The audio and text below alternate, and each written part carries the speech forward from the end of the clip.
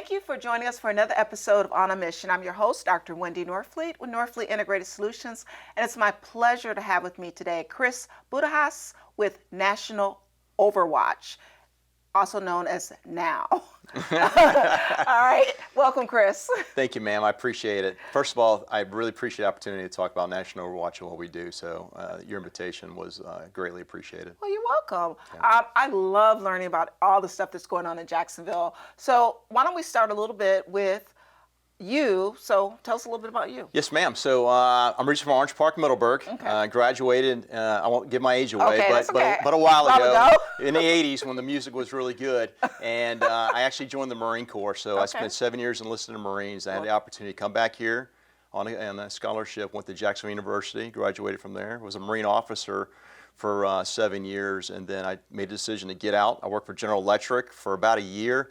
In 2001, I came back in the Army. So since 2001, I've been an active Army officer and done a lot of great opportunities to travel and do things. Most important thing I've done is I'm married to my wife, Amarette, and got 3 great adult children. Good answer. Very good answer. Yes, ma'am.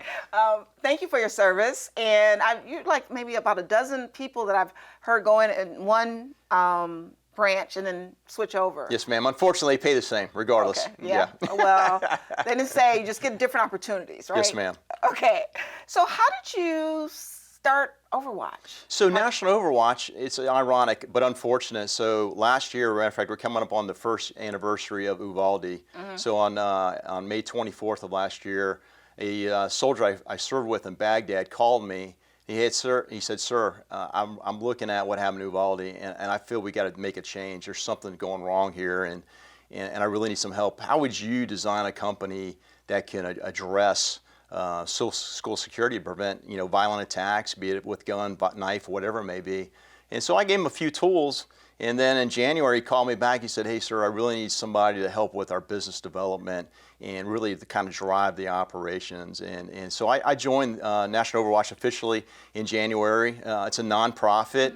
I'm an unpaid volunteer, and that's okay because as I told him, I said, how can I say no to protecting children in school and faculty? So my mom was a retired teacher. And it's just thinking about if not us, then who? Right. So with this nonprofit, we work distributed around the nation. We said, hey, security is a problem, and we pulled together a number of individuals with backgrounds in Department of Homeland Security, FBI, Sheriff's Office, National Security Agency, and then the military to take a look at how would we look at a school in order to protect it without making it look like a prison. So we came up with a free, and I say again, free, my favorite really price, a free school assessment, because there's not too many people in this space when it comes to school assessments, and we looked at the products, we found that they were missing a lot. There was a lot of gaps in their swing, so to speak. So we took a look at what can it be a comprehensive inspection of the school facilities, both from security but also from a safety perspective, and give them feedback on where they have their vulnerabilities. So unfortunately, there's a lot of waste right now in school spending. So last year, a school that we were working with most recently, they spent $90,000 to bring an individual in to do a school assessment. And then we were happy because it's part of public record. We saw their school assessment, and it was missing a lot of things. A lot of components. And as we say in National Overwatch, security is like an onion. There's a series of layers, and it's not necessarily the solution we hear from clients sometimes is like, I need to get a school resource officer or 2 school resource officer. I need a camera system. We're a lot of times they're repeating what they hear or they read about. Not necessarily what they know firsthand or some expert has told them. Absolutely, and as I tell the team, when we work with education partners, there's some areas they may be missing. So my poor analogy is, if my car needs to be worked on, I don't call a chef. I call somebody at the garage to take a look at it. Some certified mechanic, hopefully, right? Certified mechanic to take a look and tell me, hey, here's what's going on with your vehicle, and then we proceed from there. Same thing with National Overwatch. We come in there, we say, hey, here's where your holes are at, and then we partner with what I say vendors that we first would, if our children are in school, that we would want to have that type of material or training solution for them. and then we get them connected with a school to get them the best cost for the money that they're going to spend. And then again, they're not investing money in either training or material solutions. Right. That doesn't happen. Right, it's the actual solution that's been vetted by a professional. Absolutely, absolutely. Wow. And you see cost savings, you see better security. And another thing is we work with both clients at the schools, and also we work with parents. So unfortunately, when an incident occurs, we'll get a number of calls from parents, and we help educate them. And we also tell them, because they will ask, like, how do we drive change? And I say, hey, here's how you drive change. You need to, go talk to your school board, and then talk to them and ask them, hey, what are we doing to protect our children and our faculty members? So at National Overwatch, www.nationaloverwatch.org, we put a 14-question exam in there that's for free, that anybody can go in there and take the assessment themselves, and we'll write a score to them and tell them, hey, you fully understand that your kid is fully secured in the school, or hey, you may need to ask some questions at the next school board or PTA meeting, and then drive change if appropriate. And part of that is getting involved. I know I've been on SAC for quite a while with my daughter's school.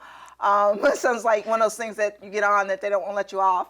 But you find out a lot. I mean, I can tell you all about the school security, but that's because I go to the meetings and have to report out about that stuff. Yeah. Unfortunately, when an incident occurs, we'll get a number of phone calls, but it's the action, it's the follow-through. Follow-up. It's not just that immediate trigger response, but it's like, what are you going to do about it long term? Absolutely. And then we provide a long-term solution. As a nonprofit, we're also pursuing grants and donations in order to help other schools that are underfunded and don't have the capacity either through money to pay for some type of material training solution. So, that's our big drive is, and as our president says, it's not about the money. Matter of fact, we don't even talk about money.